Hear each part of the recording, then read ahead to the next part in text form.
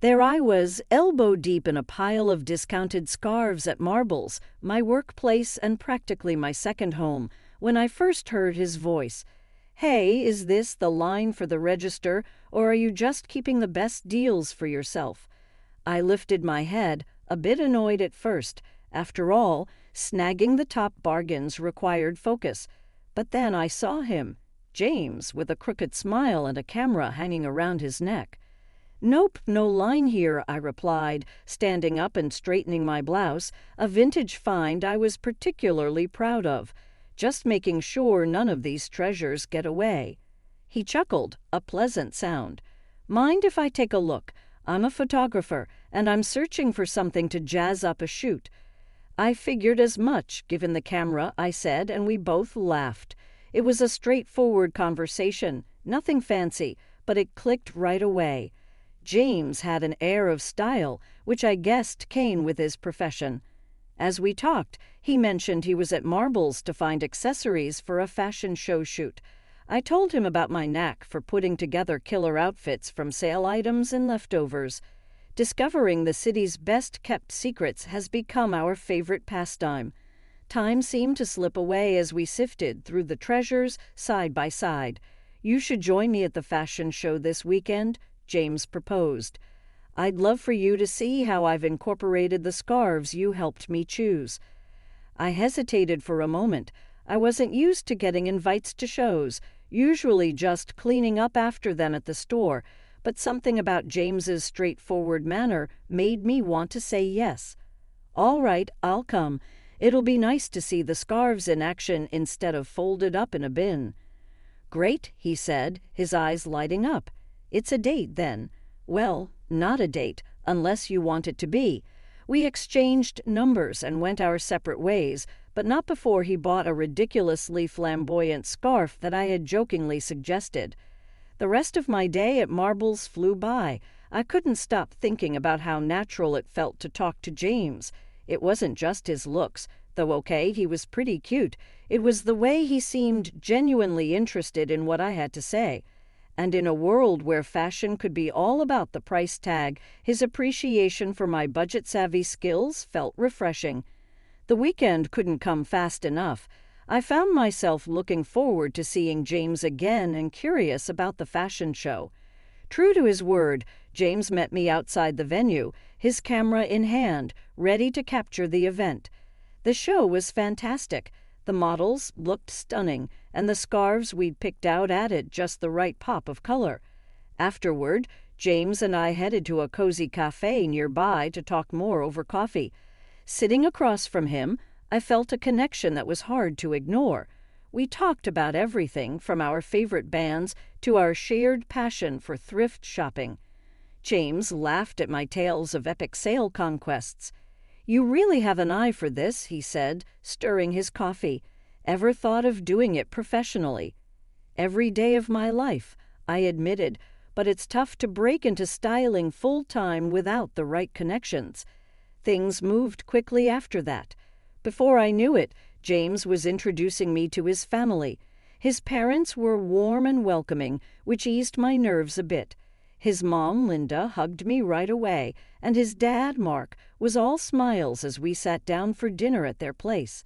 "You have a lovely home," I complimented, genuinely impressed by the cozy decor. "Thank you, dear," Linda replied. "We try to make it welcoming." Dinner was going smoothly until Claire, James's younger sister, walked in. She was the complete opposite of the warm reception I'd received so far. Dressed to the nines, she eyed my outfit, a chic ensemble I'd snagged at a fraction of the cost, and smirked. "So you're the girl James can't stop talking about," Claire said, her voice dripping with a mix of curiosity and disdain. "I guess I am," I responded, trying to keep the atmosphere light. Our conversation was interrupted by Mark's compliment about my outfit. "You look wonderful tonight, Elise. James tells us you're quite the bargain hunter." Proudly, I said, "Thank you. Yes, I love finding deals. Makes fashion more fun when it's like a treasure hunt." Linda nodded in approval, but Claire just rolled her eyes.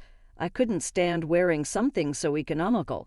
I prefer the finer things in life, not leftovers from a clearance bin. Mark frowned slightly at his daughter's rudeness. Claire, you could learn a thing or two about saving from Elise here.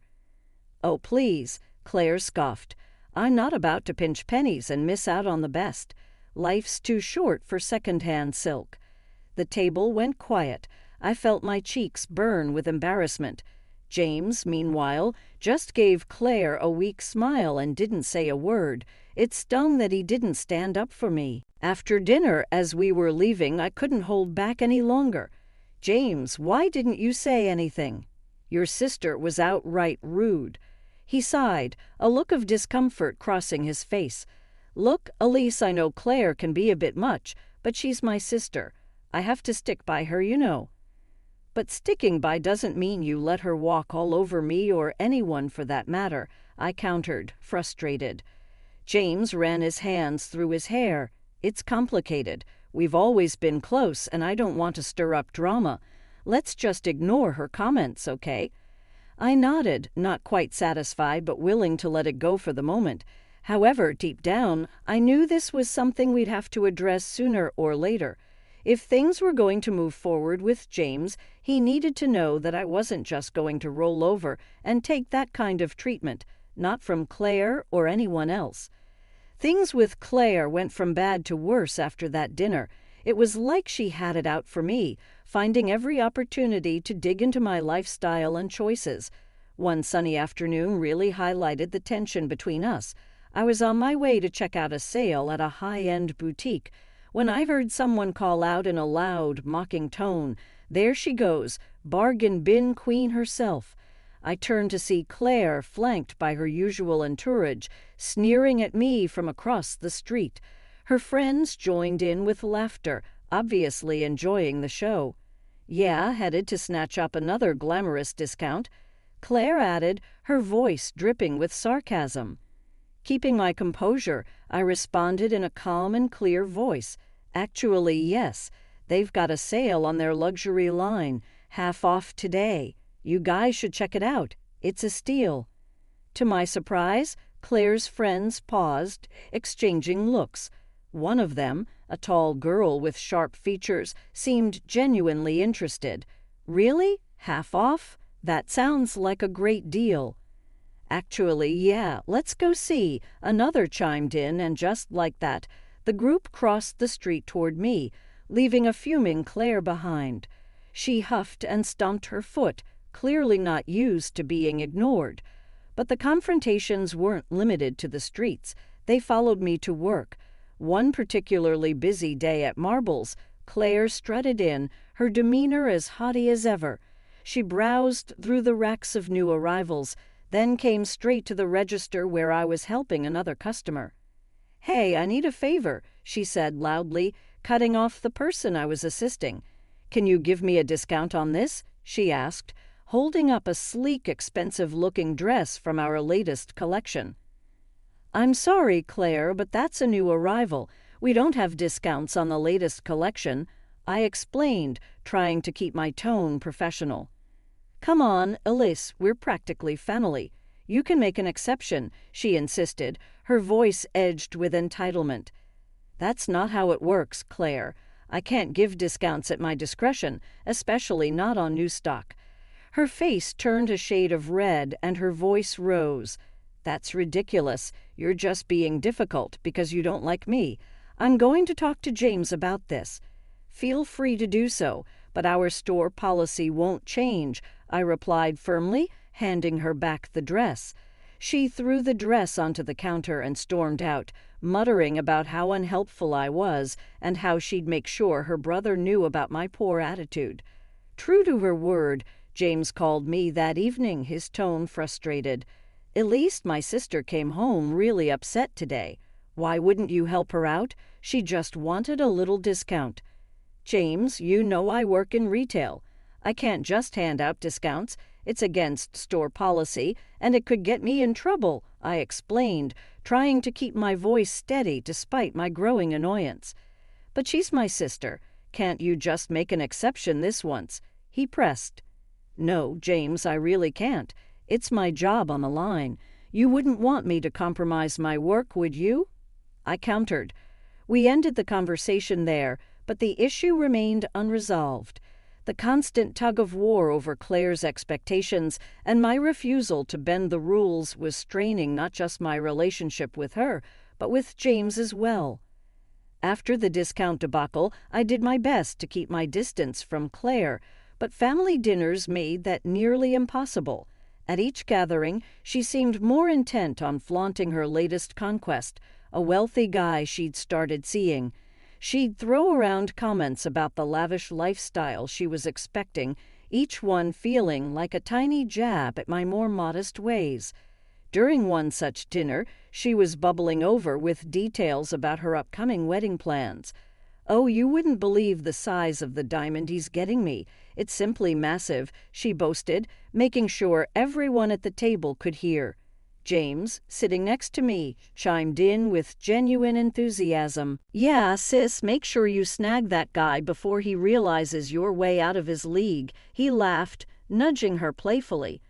The conversation drifted to other topics, but the undercurrent of Claire's bragging lingered. It was clear she loved the spotlight.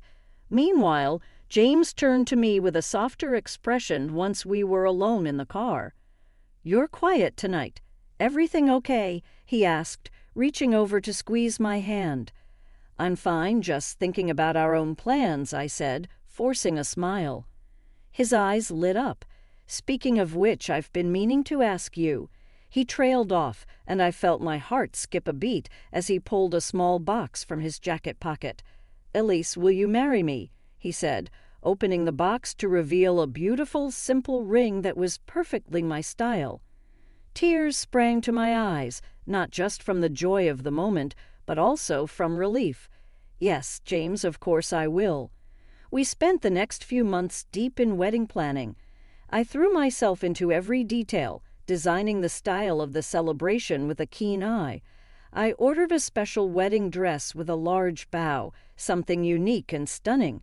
I sketched and planned each aspect of the decor, from the photography areas to the table settings, ensuring everything followed a cohesive, elegant theme.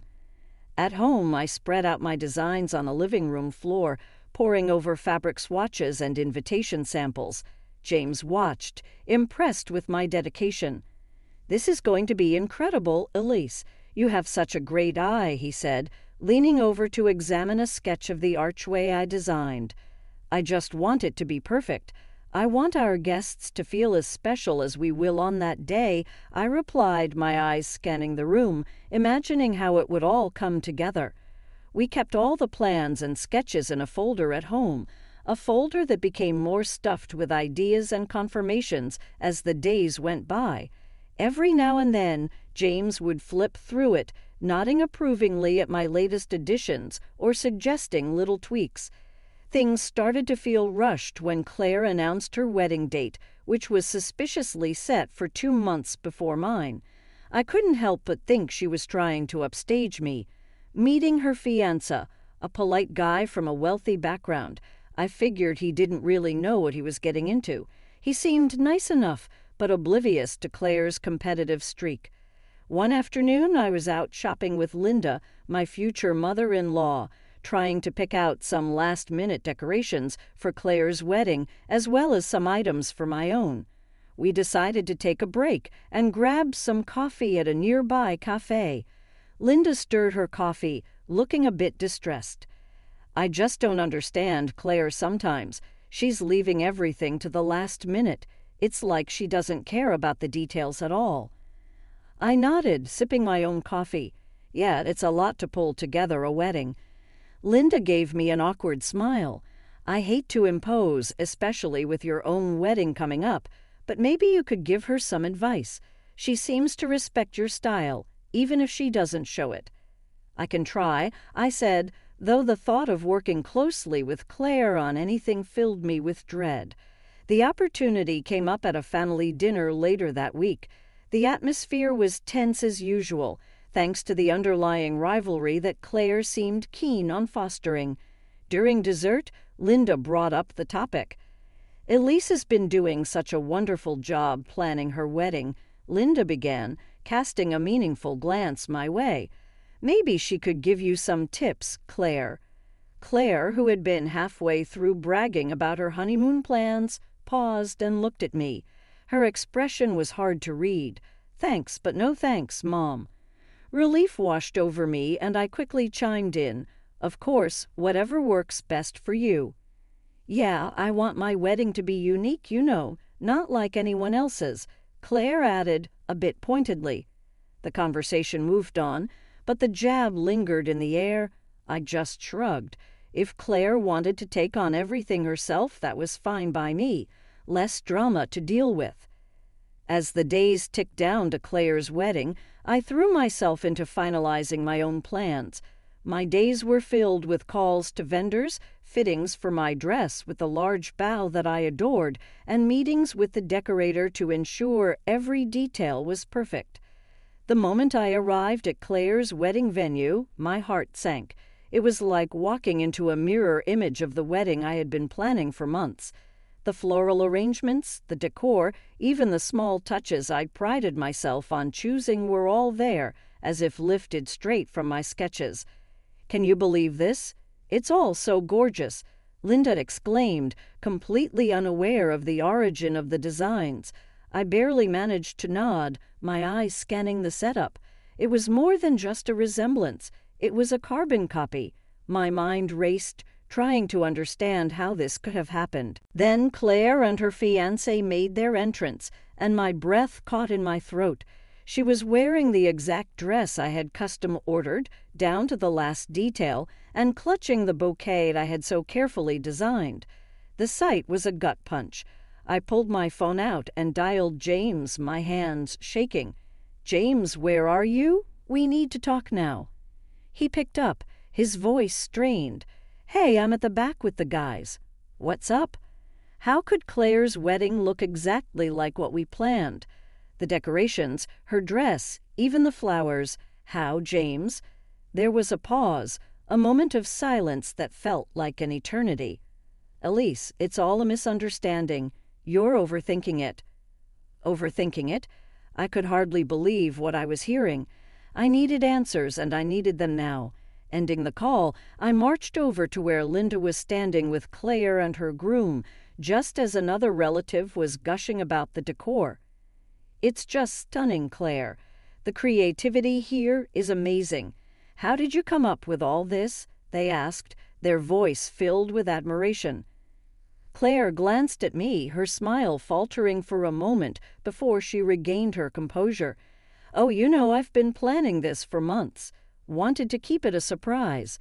I couldn't hold back. "Really, Claire? When did you start planning? Because it looks exactly like the plans I have at home, the ones I showed to James." The area went quiet, heads turned, and Claire's face turned a shade of red. But it was James's reaction that caught my attention. He hurried over, his expression pleading. "Elise, let's not do this here. It's her big day," he whispered, trying to lead me away by the elbow. Ignoring his attempts, I pressed on. "No, James, I want to know why our wedding, has been replicated here today." Linda, looking between us, finally spoke up. "What's going on, Elise? Are you saying these are your ideas?" "Yes," I said firmly, "every single one of them. And the dress, that's my dress, the one I chose for our wedding." The crowd murmured, and Claire's husband looked between us, confusion written all over his face. James finally spoke, his voice calm but cold. "Elise, the wedding is months away. I thought it wouldn't matter. Claire liked the ideas, and it saved money." The guests watched, some with open curiosity, others with discomfort. Linda looked devastated, her hand covering her mouth. I stood there, the weight of the betrayal sinking in, not just Claire's, but James's, the man I was supposed to marry, who had so casually handed over my dreams to appease his sister. "James, how could you think it's okay to give my wedding dress to your sister?" I demanded, my voice sharp enough that it drew more eyes toward us. "It's just a dress, Elise," he replied, his tone dismissive, which only fueled my anger. You can wear it again, and no one will remember by the time we have our wedding." "It's not a disposable item." My shock at his response was palpable. "Not disposable? That's not the point, James. It's about respect, about the promises we made to each other. How could you disrespect me like this for her?" I gestured toward Claire, who stood a few feet away, a smug smile playing on her lips. Seeing my distress, she couldn't resist gloating. "I just wanted to look beautiful today, and I did. Thanks for the dress, by the way. It's nice to know I'll wear it before you do. Makes it extra special, doesn't it?" Her words were like a slap in the face. The crowd murmured, some in shock, others unsure of where to look. "I'm not doing this, James. I can't marry someone who thinks so little of me, someone who sacrifices my happiness for his sister's whims," I said loudly, my voice steady despite the turmoil inside. Before he could respond, his parents stepped forward. Linda looked heartbroken. Mark's face was set in a hard line of disapproval. "James, what you did was wrong. You should have stood by Elise, not undermined her," Linda said, her voice tinged with sadness. Mark chimed in, his tone harsh. "And Claire, we are ashamed of your actions. Stealing someone else's ideas, gloating about it, that's not how we raised you." Finally, the groom's parents, who had been quietly observing, spoke up, their words grave and full of disappointment. "You can't start a family life based on lies," Claire's future father-in-law stated sternly. Hearing this, Claire lost any semblance of control. "I don't care about any of you. I'll do what I want," she screamed at her in-laws, her voice shrill and filled with defiance. It was the last straw for her groom. He stepped up to the microphone, his voice loud and clear. "I can't do this. I can't marry into deceit," he said, looking directly at Claire, his decision firm. "I'm sorry, but there will be no wedding today." The reaction was immediate. Claire's face crumpled and she started yelling at him, at her parents, at anyone who would listen. James, ever the peacemaker, tried to soothe her, but the damage was done. His parents looked on, dismayed and disappointed. "This is all your fault, Elise," James spat out, his words laced with blame. "You ruined my sister's wedding day." "No, James," I said, my voice calm but cold. "Claire ruined her own wedding day, and you chose not to see what was happening because you didn't want to upset her." I walked out, not looking back. The sound of arguing faded behind me as I stepped outside. The cool air felt like a balm. I was free from the twisted loyalties and deception that had marred what should have been a joyful occasion. Breaking up with James was like ripping off a Band-Aid. It hurt like hell at first, but it was necessary for healing after the disastrous end to Claire's non-wedding. I realized I couldn't just let it all slide. There were too many expenses piled up, too many plans trashed because of what James did, so I got myself a lawyer. The day of the hearing, the courtroom was tense. The judge called the session to order, and my lawyer laid out the case, presenting receipts, contracts, and testimony from various vendors. But the turning point came when Linda, surprisingly, agreed to testify. Her presence gave me a jolt of confidence. "Linda, can you tell the court about the events leading up to the wedding that didn't happen?" my lawyer asked. "Yes," Linda started, her voice steady but filled with regret. "My son gave his sister the wedding dress and decorations that were meant for Alyssa's wedding. It was done without Alyssa's consent. I was very disappointed. And in your opinion, did this action directly affect Alyssa's decision to cancel the wedding?" The lawyer continued. "It did. It was the last straw for her, and honestly, I can't blame her," Linda replied, casting a sad glance my way. The judge carefully noted down the details as the lawyer tried to portray it as a minor misunderstanding. However, the evidence presented was undeniable. After a lengthy consideration, the judge ruled in my favor. "The court has decided in the plaintiff's favor. It is evident that the defendant's actions directly led to the financial losses and emotional distress experienced by Miss Elise. With the compensation I received, I finally took the step I had been meaning to for years. I enrolled in a specialized stylist course focused on wedding fashion. The funds allowed me to quit my job at Marbles, giving me the opportunity to devote myself entirely to building my dream career. Months later, my phone was buzzing with appointment requests and messages from clients. My services were in high demand, and my ideas were fresh and respected. One afternoon, as I was organizing some portfolios, my phone rang. It was Linda. "Elise, I just wanted to say, I wish things could have been different, with James and everything." "Me too," I replied, although part of me felt that if not for that unfortunate incident, I might never have discovered my true calling. Hanging up the phone, I looked around my new studio, filled with fabrics, color samples, and glowing testimonials from satisfied clients. Pursuing my passion, I've navigated a winding path. Though the journey had its challenges, those unexpected turns often guided me to remarkable places. The difficulties I faced along the way have shaped my growth, and I'm grateful for the lessons learned.